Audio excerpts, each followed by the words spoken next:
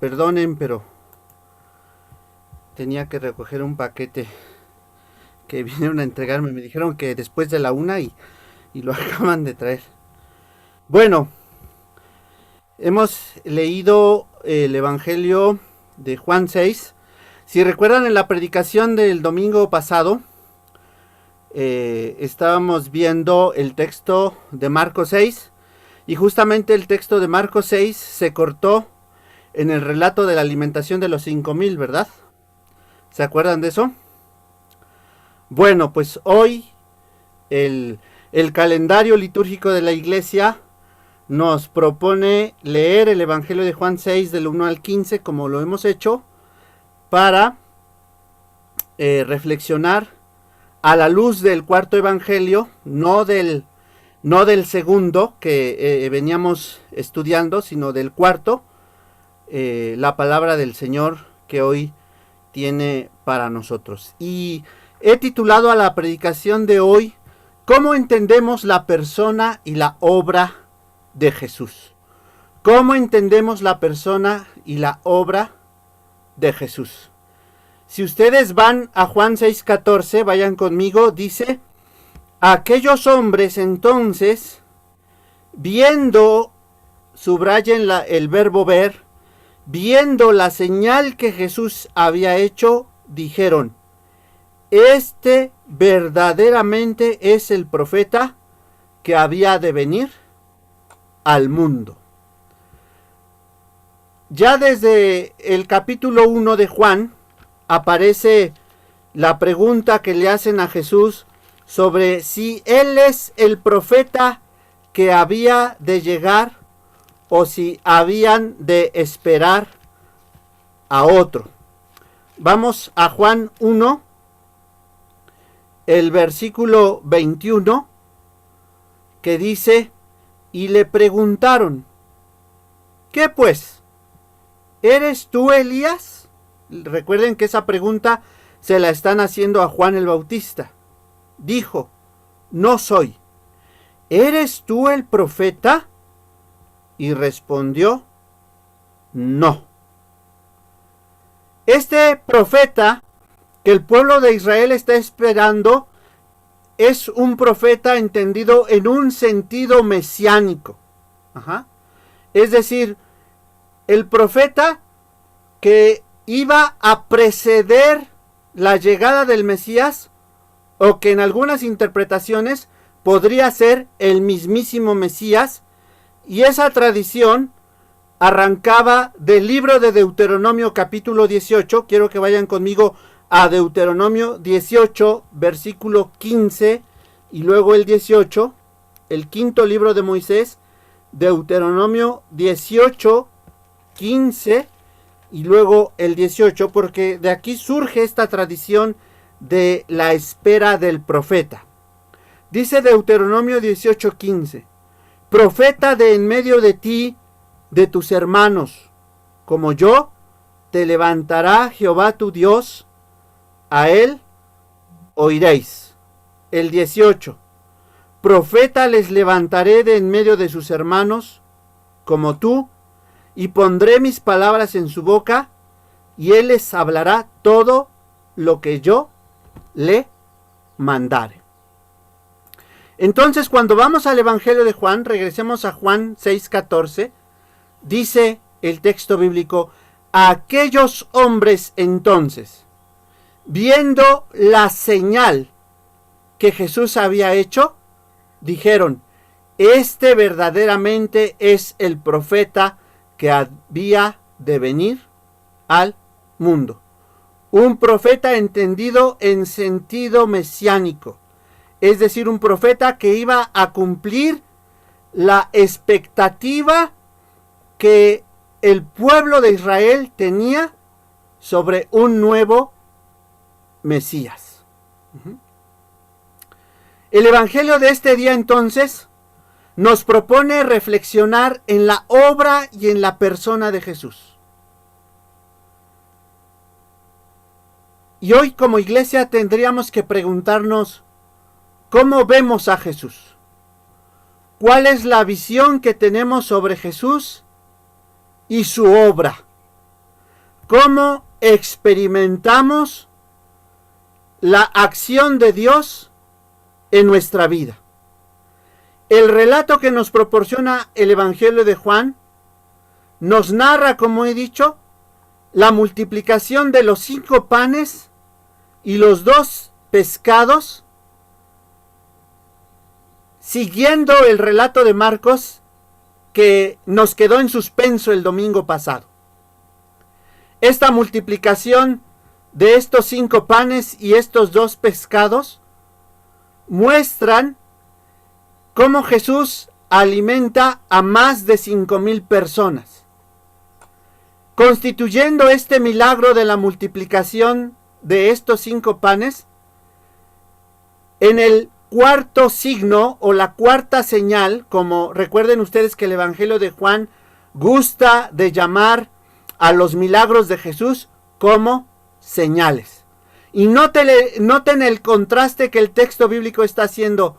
5 panes para ser repartidos entre 5,000 personas. Díganme si esa no es una señal, si ese no es un signo, si ese no es un milagro. Y el relato que acabamos de leer entonces, en el Evangelio de Juan, nos remite en muchos sentidos a la experiencia del pueblo de Dios o a muchas experiencias del pueblo de Dios en el Antiguo Testamento, evidenciando de ese modo que Juan era un buen conocedor del texto veterotestamentario, pero sobre todo que Jesús cumple muchos de los anhelos del pueblo de Dios allende el Antiguo Testamento, excepto uno, como veremos más adelante. Jesús no está dispuesto a ser reconocido equívocamente por aquellos que le están siguiendo. Jesús se niega a ser reconocido erróneamente por esta gente, por esta multitud que ha acudido a él en esta ocasión. ¿Cuáles son algunos de los guiños que el autor del Evangelio de Juan le está haciendo al Antiguo Testamento? El primero de ellos aparece en Juan 6:3, la primera parte. Dice: entonces subió Jesús a un monte y se sentó allí con sus discípulos. Seguramente era un montículo. Y el texto bíblico señala que Jesús se sienta con sus discípulos, en una clara referencia a Jesús como maestro. Recuerden que la palabra cátedra en griego significa silla, para señalar el modo habitual como un maestro lo hacía. Él se sentaba en la silla y los discípulos se sentaban en el suelo. Y esto nos recuerda a Mateo 5:1, cuando comienzan el Evangelio de Mateo a narrar las bienaventuranzas. Dice: viendo la multitud, subió al monte y vinieron a él sus discípulos, y abriendo su boca les enseñaba diciendo. Y estos 2 textos nos remiten, cómo no, a Éxodo 19:3. Si alguien encuentra Éxodo 19:3 y lo puede leer, será muy interesante encontrar entonces este primer aspecto que nos conecta en el relato de Juan con el Antiguo Testamento, lo que hace Jesús. Éxodo 19:3. ¿Quién lo tiene y quién lo puede leer? Bueno, yo. Y Moisés subió a Dios, y Jehová lo llamó desde el monte, diciendo: Así dirás a la casa de Jacob y anunciarás a los hijos de Israel. Noten que dice que Moisés subió a Dios y en el monte Dios le habló y le dio la ley. Jesús sube al monte con sus discípulos, pero ahora es Jesús también, como Señor y Dios, quien va a dotar de una enseñanza a los que están con él. Pero la enseñanza que Jesús va a transmitir no es una enseñanza verbal, como vamos a ver a continuación. Es una enseñanza en un acto concreto y muy cotidiano.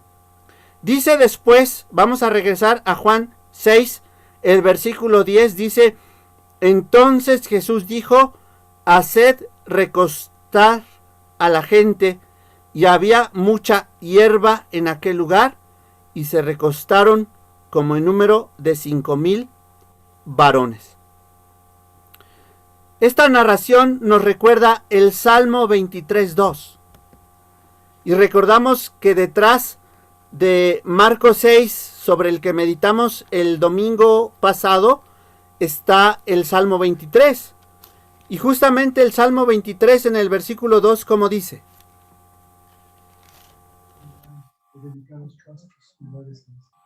Ajá.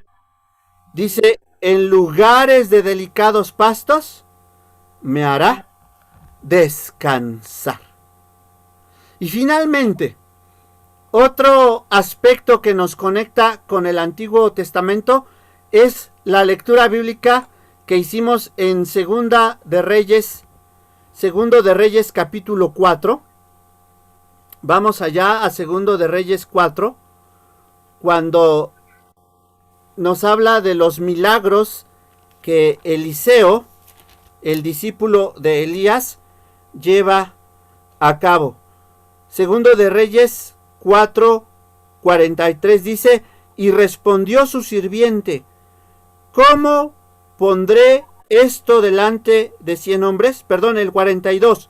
Vino entonces un hombre de Baal Salisa, el cual trajo al varón de Dios panes de primicias, 20 panes, note, de cebada y trigo nuevo en su espiga, y él dijo: da a la gente para que coma. Aquí entonces encontramos en el relato de Juan 6 conexiones con el Antiguo Testamento. Y la última conexión nos la proporciona, vamos a regresar a Juan 6, el versículo 4 de este capítulo. Dice Juan 6:4: y estaba cerca la Pascua, la fiesta de los judíos. ¿Por qué Juan, hermanos, en este texto nos recuerda la Pascua, la fiesta central, la fiesta principal, la fiesta fundamental del pueblo judío? Y noten que el texto bíblico del Evangelio de Juan no dice, no se está apropiando esa fiesta. El Evangelio de Juan no dice nuestra fiesta. Dice la fiesta de los judíos. Que, como he dicho, para la iglesia cristiana, para la iglesia, porque decir iglesia cristiana es un pleonasmo, porque la iglesia es fundamentalmente cristiana. No vamos a pensar en una sinagoga cristiana o en una mezquita cristiana, ¿no? Cuando decimos iglesia, pues eso enuncia que es cristiana, ¿no? Para la iglesia, nuestra Pascua ya no es la Pascua de los judíos. Para la iglesia, nuestra Pascua es Cristo. Vamos a 1 Corintios 5:7, un texto bíblico que también hicimos a lo largo de la predicación de hoy. 1 Corintios 5:7 dice: limpiaos pues de la vieja ¿qué?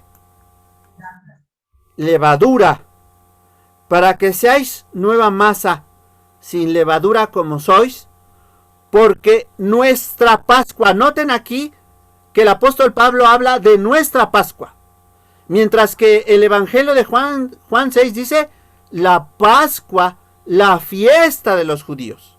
Y aquí Pablo sí se apropia de esta nueva Pascua. Dice, porque nuestra Pascua, que es Cristo, ya fue sacrificada por nosotros.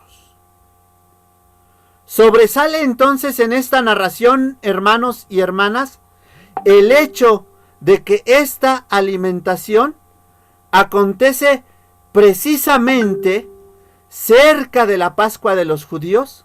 Sin lugar a dudas, este episodio tan central en la escritura y la teología del Evangelio de Juan tiene de trasfondo en la memoria del pueblo la experiencia del Éxodo, cuando Moisés guiaba al pueblo por el desierto, cruzando el mar y alimentándolo con el maná.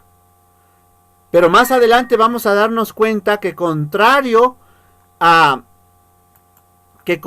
Moisés, Jesús no experimenta la impotencia que Moisés llega a experimentar en determinado momento por ya no saber cómo alimentar al pueblo de Israel en el desierto.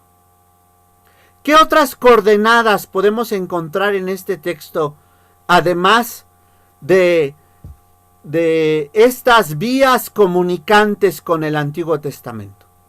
¿Qué más nos dice este texto, especialmente para nosotros? Un texto bastante leído, bastante estudiado, bastante comentado, un texto bastante escuchado en la iglesia, en la predicación. Vamos a enfocarnos un poquito más. Al principio de la predicación, a la luz del versículo 14, les dije que subrayaran el verbo ver. Vamos ahora al versículo 2. Dice el versículo 2, Juan 6:2. Y le seguía gran multitud. Subraya el verbo ver, porque veían las señales que hacía en los enfermos. Y esta señal que Jesús va a hacer constituye la quinta señal en el Evangelio de Juan. La primera señal, ¿recuerdan ustedes cuál es? Es cuando Jesús convierte el agua en vino en las bodas de Caná. La segunda señal que Jesús hace es cuando Jesús sana al hijo de un noble. Vean Juan 4:54. Esta segunda señal hizo Jesús cuando fue de Judea a Galilea. La tercera señal está en el capítulo 5. En el capítulo 5 está cuando Jesús sana al paralítico de Betesda. Dice el versículo 13, Juan 5:13, y el que había sido sanado no sabía quién fuese, porque Jesús se había apartado de la gente que estaba en aquel lugar. Esta es la tercera señal. Y entonces, la cuarta señal es la que Jesús va a hacer en el capítulo 6. Y dice el versículo 2 que esa multitud, esa muchedumbre, esas más de 5,000 personas seguían a Jesús porque veían las señales que hacía en los enfermos. Por eso yo preguntaba al principio de la predicación, ¿cómo vemos a Jesús? Los capítulos 4 y 5 de Juan narran justamente los milagros de sanidad de Jesús. Y si la primera señal del Evangelio de Juan fue la transformación del agua en vino, la segunda y la tercera señal que nos narran el Evangelio de Juan son señales de sanidad, señales de salud. ¿Qué tienen que ver esas señales de sanidad con este signo de la multiplicación de los panes? ¿Qué tendrán que ver? ¿Tendrá alguna relación? Dejo esa pregunta para tratar de más adelante responder si hay alguna relación o no.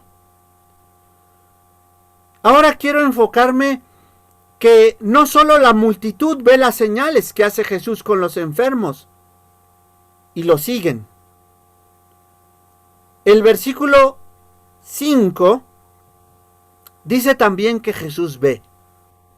Vamos al versículo 5. Dice, y vean cómo Juan 6:5 nos narra esto. Cuando alzó Jesús los ojos. Otra vez subraya el verbo ver. Y vio que había venido a él gran multitud. Dijo a Felipe, ¿de dónde compraremos pan para que coman estos? Inquiere de Felipe, ¿de dónde compraremos pan para que coman estos? Es una pregunta similar a la que el siervo, a la que el esclavo del profeta Eliseo, cuando le llevan esos panes de cebada. El pan de cebada es, por cierto, el pan de los pobres. No eran panes de trigo, eran panes de cebada. Y dice el relato de Segundo de Reyes 4:43 que el esclavo de Eliseo hace una pregunta similar a la que después va a hacer Felipe. Vamos a Segunda de Reyes 4:43. Segundo de Reyes 4:43 dice, y respondió su sirviente, ¿cómo pondré esto delante de 100 hombres? Eran 100 hombres, ¿y cuántos panes tenían? 20. 20 panes para 100 hombres. Y el sirviente de Eliseo dice, ¿cómo pondré estos 20 panes delante de 100 hombres? ¿Cómo? Y Eliseo le responde, da a la gente para que coma, porque así ha dicho Jehová, comerán y sobrará. Comerán y sobrará. 20 panes para 100 hombres. Y allá en el relato del Evangelio de Juan tenemos 5 panes para más de 5,000 personas. Un tremendo desafío. Pero ahora también vamos a ver la propia pregunta de Moisés. Y por eso yo les decía hace un momento, Moisés se siente impotente ante lo que representa alimentar al pueblo de Dios en medio del desierto. Pero Jesús no siente esa misma impotencia. Vamos a Números 11:13. ¿Qué dice Números 11:13? ¿Quién ya lo encontró? Números 11:13. Amén. ¿De dónde conseguiré yo carne para dar a todo este pueblo? Porque lloran a mí diciendo, danos carne que comamos. ¿De dónde sacaré yo carne para dar a todo este pueblo. Y vean la impotencia de Moisés, se ve en el versículo 14. No puedo yo solo soportar a todo este pueblo que me es pesado en demasía.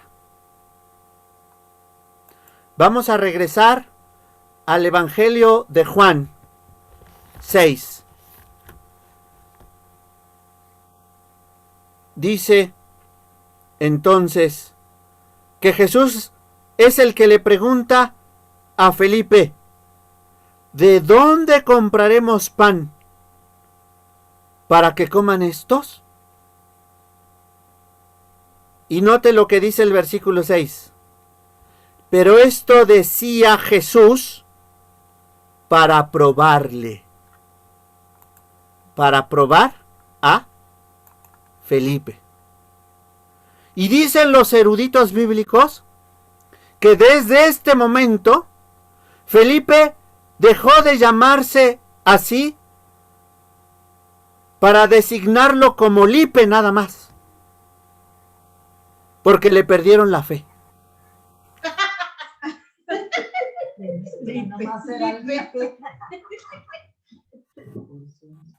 El Señor Jesús le hace la pregunta a Lipe para probarle. Y es Lipe porque le han perdido la fe. Y el versículo 6 dice que Jesús, ¿Jesús qué? ¿El qué? Jesús sabía, ¿qué cosa? Lo que iba a hacer. Lo que iba a hacer. Y vean, en la respuesta del versículo 7, la respuesta de Felipe está la razón por la cual le pierden la fe.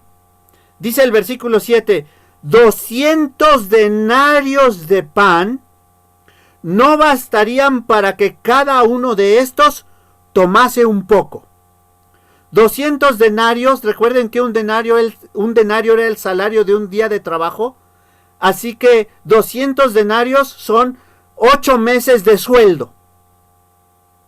Lo correspondiente a 8 días de salario mínimo, para traducirlo en buen mexicano, 200 días de salario mínimo no bastaría, no alcanzaría, no sería suficiente para alimentar a esa multitud, ni siquiera para que recibieran una porción, aunque sea pequeña, para ser alimentados. Pero Jesús ya sabe lo que va a hacer. Y solamente está probando a su discípulo. Jesús sabe lo que va a hacer. Y ahora, volteando la tortilla, yo les preguntaría a ustedes, si Jesús ya sabe lo que va a hacer al respecto, ¿nosotros sabemos lo que vamos a hacer respecto a Jesús? ¿Qué vamos a hacer con el conocimiento que tenemos de Jesús? Vamos al versículo 8.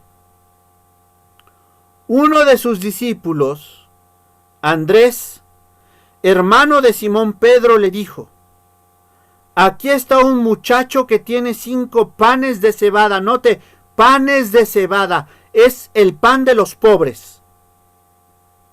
Y 2 pececillos. Más. Note que ese más no tiene acento. Y cuando la palabra más no tiene acento, significa pero. Pero, ¿qué es esto para tantos?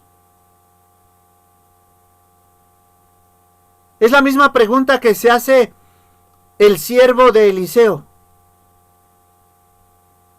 ¿Qué son 20 panes para 100 personas?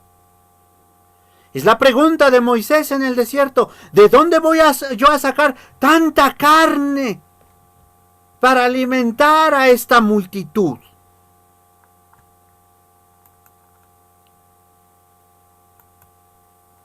Hermanos y hermanas, ¿Qué clase de preguntas nos hacemos nosotros ante la carencia? ¿Qué clase de cuestionamientos le dirigimos a Dios ante la inestabilidad que a veces experimentamos? ¿Qué clase de preguntas elaboramos cuando los desafíos que tenemos por delante nos superan en número, en recursos, en fuerzas? ¿Qué es esto para tantos? Pregúntese usted personalmente, en aquellos momentos críticos de su vida, ¿qué clase de preguntas se ha hecho? ¿Qué clase de cuestionamientos le ha hecho a Dios?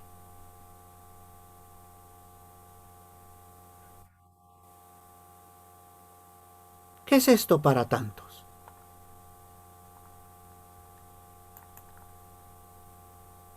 La pregunta que Jesús obtiene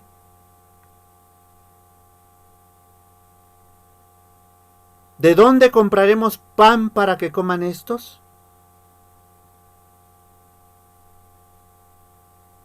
La respuesta que Jesús obtiene, fíjense, mira los recursos no disponibles.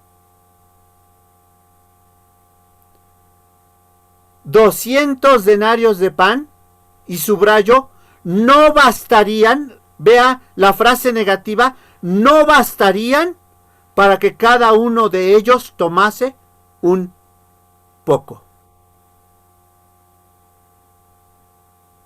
La respuesta que Jesús recibe se enfoca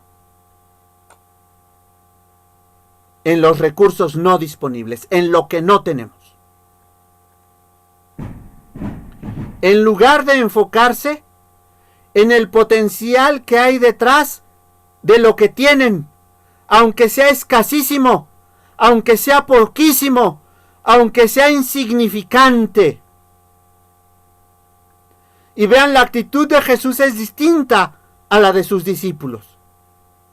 Mientras sus discípulos se enfocan en lo que no tienen, en lo que no alcanza, en lo que no basta, en lo que no disponen, con lo que no cuentan, Jesús, en cambio, se enfoca no en lo que no poseen los discípulos, sino en lo que tienen.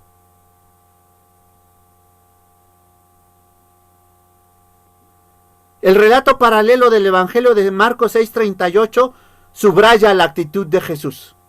Vamos a Marcos 6:38.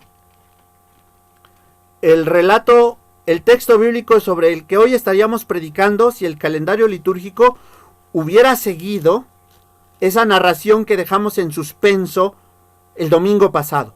Marcos 6:38 dice, ¿quién quiere leer, por favor? ¿Cuántos panes tenéis? Id y vedlo. Y al saberlo dijeron, 5 y 2 peces. La actitud de Jesús se enfoca en lo que tienen. Aunque sea poquito, aunque sea escaso, aunque sea insignificante, Jesús dice, vayan a ver. Jesús les dijo, ¿cuántos panes tenéis?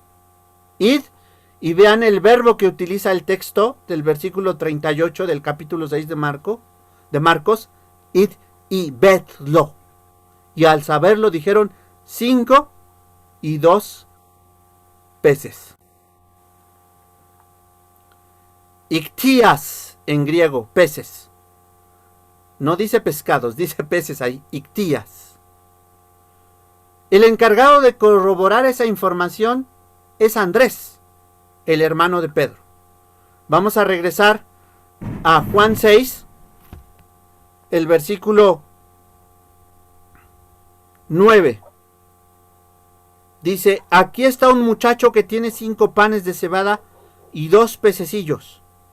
Pero, ¿qué es esto para tantos? En el texto griego, este versículo 9 contiene dos diminutivos.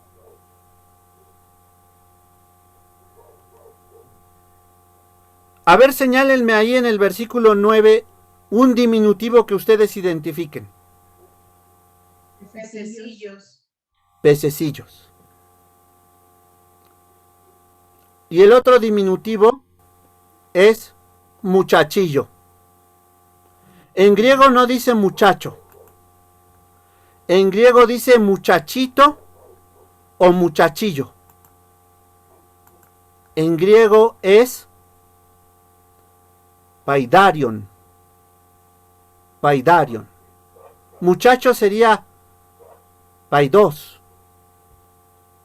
Pero muchachillo en griego es paidarion. Y pececillos, ahora sí dice pececillos, es opsaria. Dúo opsaria. Dos pececillos. Los recursos con los que cuentan son insignificantes. Son ínfimos. De ahí la pregunta retórica que hace Andrés. Pero, ¿qué es esto para tantos?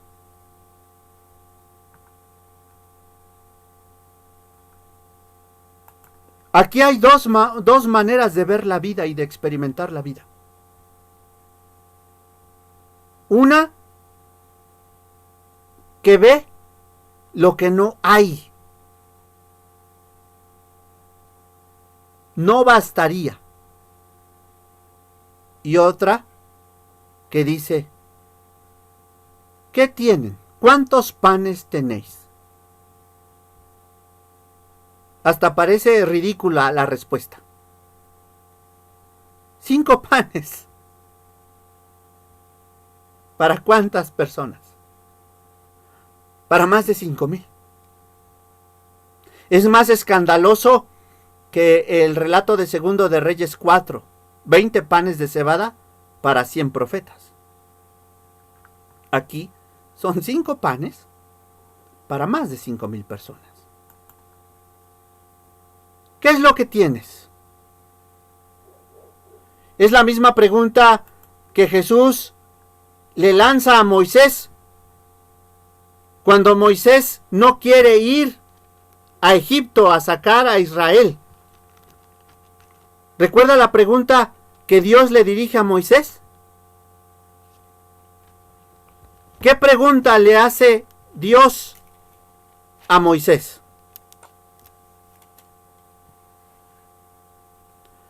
¿Se acuerdan o no se acuerdan?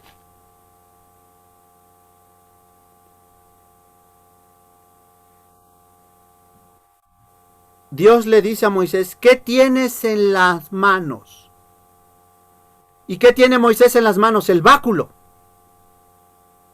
Y le dice Dios a Moisés, arrójalo y se convierte en ¿qué? En serpiente. Vean, el Señor nos pregunta siempre, ¿qué tienes en las manos? Algo has de tener. Respondió una vara. Una vara.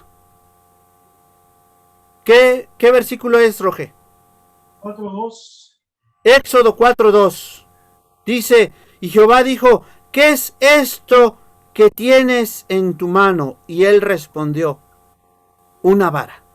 ¿Una vara para enfrentarse al ejército más poderoso del mundo? Bueno, sí. Eso es una vara.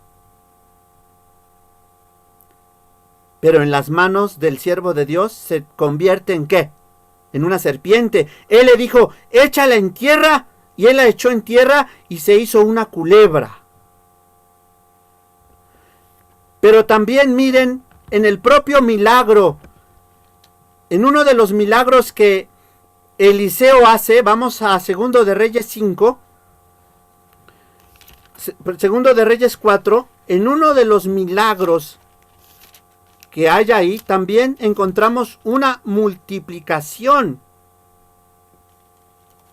Dice allá, Segundo de Reyes 4, 1, dice, una mujer de las mujeres de los hijos de los profetas clamó a Eliseo diciendo, tu siervo mi marido ha muerto y tú sabes que tu siervo era temeroso de Jehová y ha venido el acreedor para tomarse 2 hijos míos por esclavos.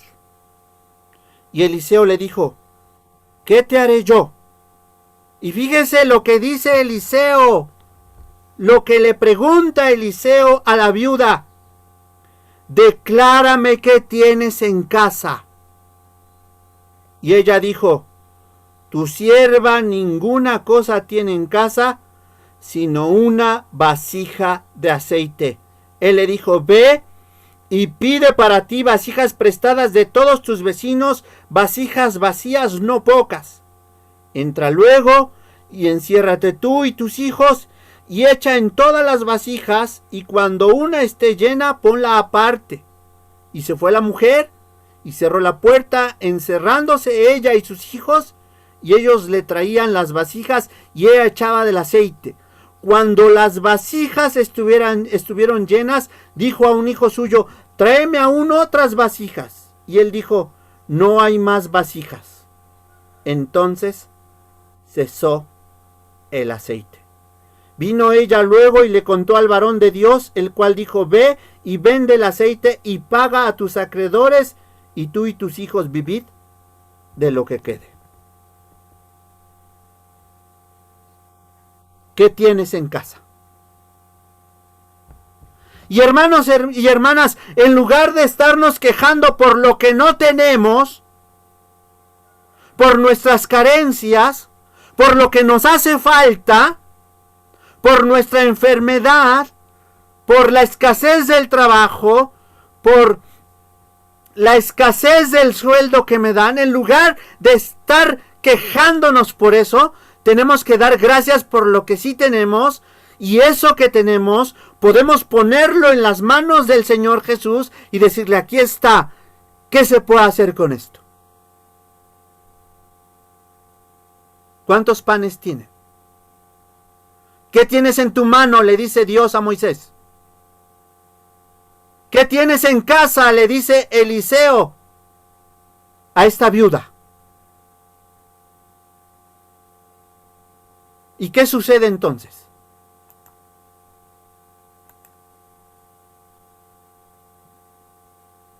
Quizá nosotros, como los discípulos de Jesús, como Felipe y Andrés, veamos lo que tenemos y podríamos decir, esto no es nada, esto no basta. Dios nos invita a su mesa, hermanos, a la mesa de la abundancia. En el Salmo 23 dice que Dios es un gran anfitrión, que Dios es un magnífico hospedador, cuando en el versículo 5 dice, aderezas mesa delante de mí en presencia de mis angustiadores. Preparas una mesa donde hay abundancia de comida en presencia de mis angustiadores. Y allá el angustiador podría ser un enemigo que está persiguiéndome para asesinarme. Pero nuestra propia experiencia, mi angustia podría ser una enfermedad. Mi angustia podría ser un problema en el trabajo. Mi angustia podría ser la crisis económica que vive el país y que a mí me está afectando. Mi angustia podría ser esta pandemia. Y el Salmo 23:5 dice que Dios, como nuestro pastor, es un extraordinario hospedador, es un extraordinario anfitrión. Y dice, aderezas, preparas mesa delante de mí. En presencia de mis angustiadores, o en presencia de mi escasez, o en presencia de mis angustias, o en presencia de mis problemas, o en presencia de mis conflictos. Porque para Dios, hermanos y hermanas, no hay límites.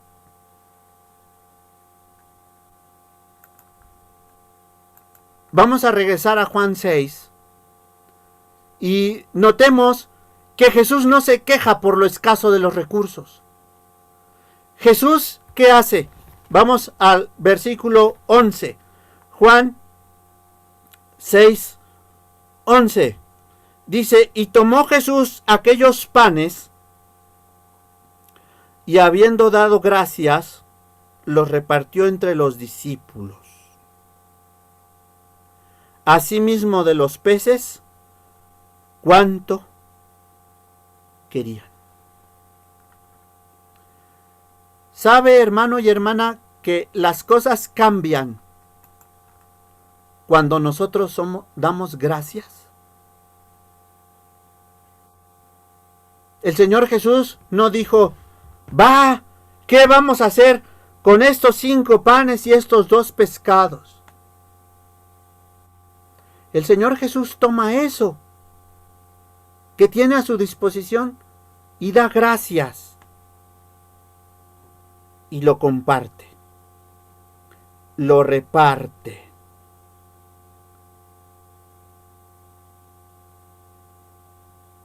¿Qué tenemos en las manos, hermanos y hermanas? ¿Qué tenemos en casa? Jesús es pródigo, porque dice el final del versículo 11 que les dio cuanto querían.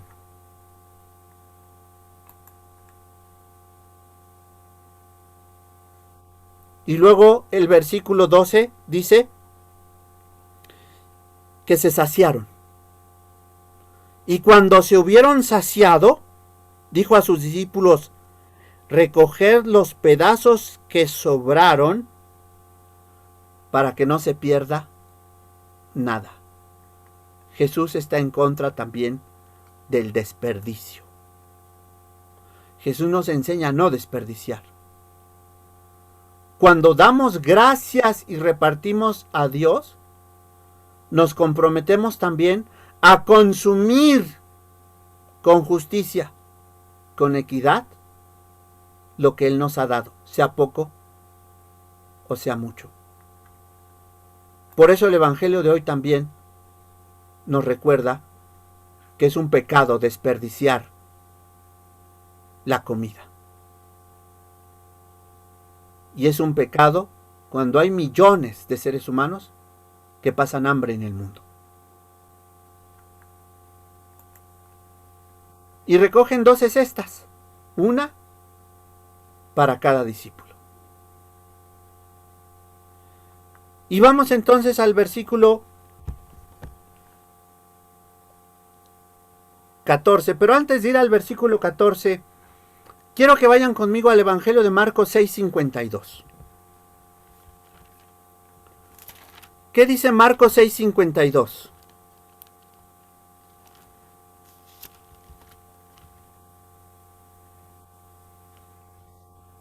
Porque no podían entender lo que acababa de ocurrir, por la misma razón que no entendieron el milagro de los panes. Su mente no podía captarlo.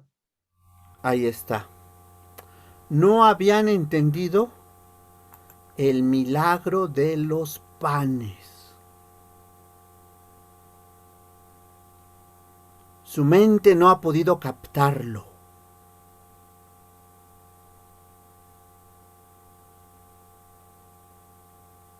¿Cuál es el milagro de Juan 6? El milagro de Juan 6, a la luz del versículo 4, y pensando con el apóstol Pablo, yo digo que el milagro es que Jesús es la Pascua de la iglesia.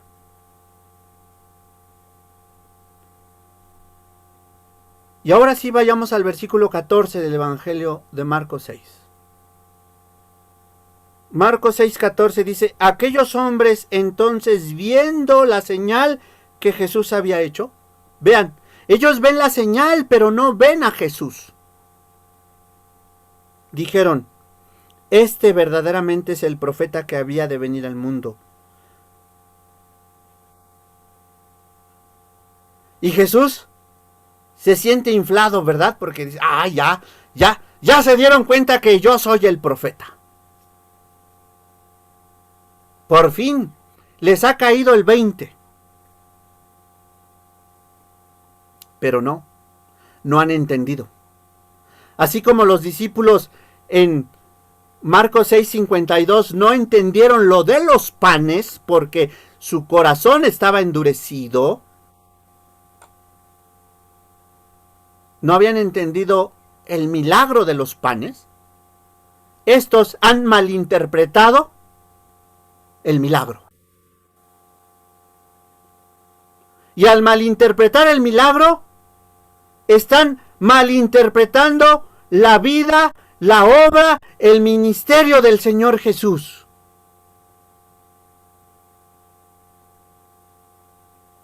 Y muchos en la iglesia de hoy, hermanos, malinterpretando los milagros, malinterpretan la vida, la obra y el ministerio del Señor Jesús.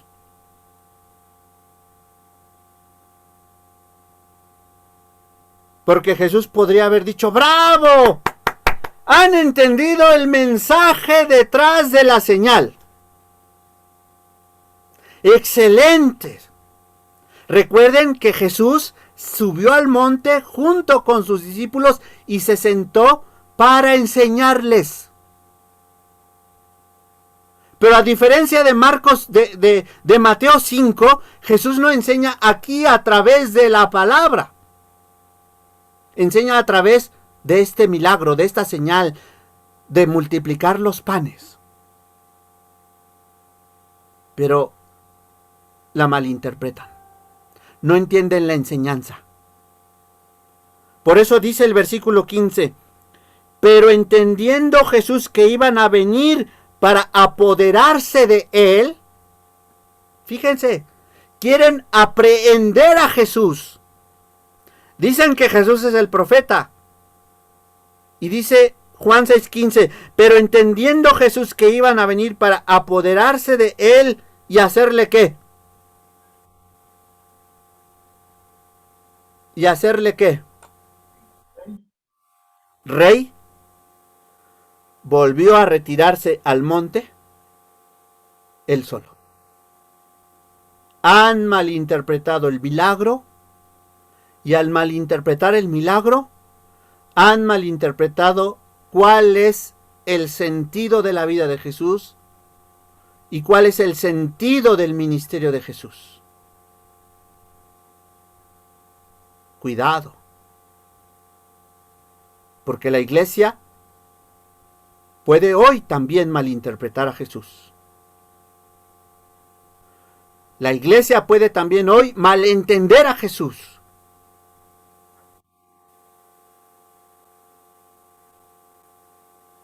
Esas más de 5,000 personas tratan de aprehender a Jesús, de vitorearlo, de subirlo a los hombros y decirle, ¡viva el rey! Quieren hacerle rey.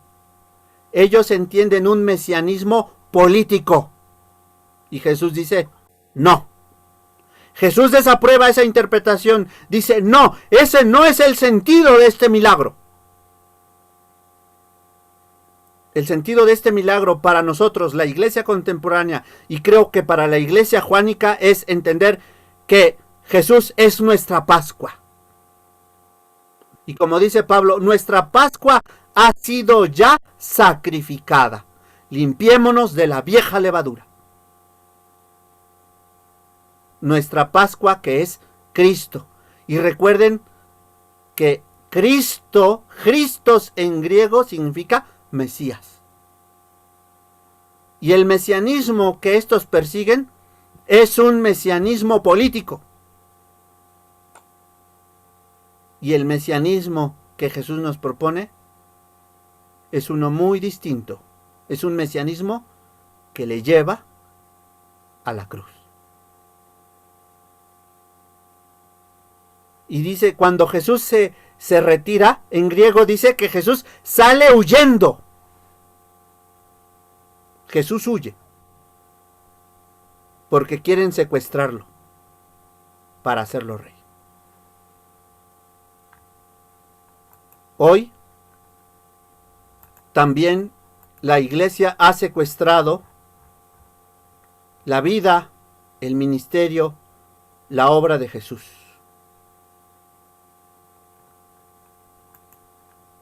Pero Jesús no cae en esa tentación, porque esa es una tentación satánica, la de ser rey. Recuerde la tentación de Jesús en Mateo y en Lucas. Una de esas incluía que Jesús recibiría todos los reinos del mundo. Jesús vence la tentación. Y si unos versículos antes decía que Jesús le preguntó eso a Felipe para tentarle, para probarle, ahora la respuesta de aquellas personas prueban a Jesús.